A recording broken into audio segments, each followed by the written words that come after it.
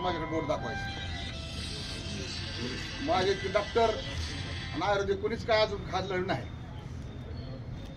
परंतु गुण म्हणलं तर एवढं सुद्धा आलं नव्हतं मला.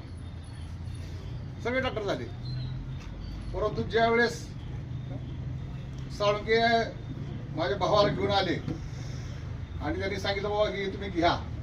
आता ज्या माणसाने चेमिनी सर्कस बघितली त्याला डोंबराचा खेळ काय चांगला वाटणार आहे सांगा. आता मी तोडकरचं खाल्लेले औषधं आणि हे आळे माझ्या घरी घेऊन आलेल्या माणसाला काय चांगलं वाटायचं सांगा.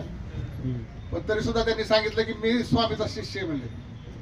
माझ्या घरात देवघरात म्हणले स्वामी शिष्य म्हणलं काय हरकत नाही, घ्या. 2 बाटल्या दिल्या. काय म्हणलं कशाच्या दारूच्या कासानं घ्यायचे आपल्या 40 वर्षांनी. घेतल्यानंतर 1 बाटली झाल्यानंतर काय फरक पडा ना, मी दुसरी बाटली फेकून दिली. आता बायकोनी सांगितलं म्हणलं घेतलंच तर पिऊन टाका की म्हणलं, ती काय विषय का तो. 1,500 रुपये दिले त्याला एका बाटलीला, मग पेसाठी दिलेत ना.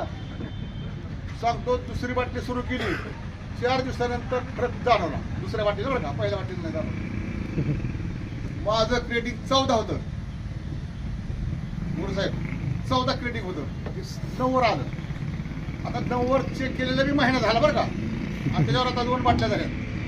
तर बहुतेक 7 तरी आला असेल, कारण मी जर आता फिरतोय काय जवळजवळ माझं 7 डोमाशिक आला असतात, नक्की 7 डोमाशिक आले असतं. आता त्याची तर आता तयारी सुरू झाली असते, एवढ्या बेकार झाली असते.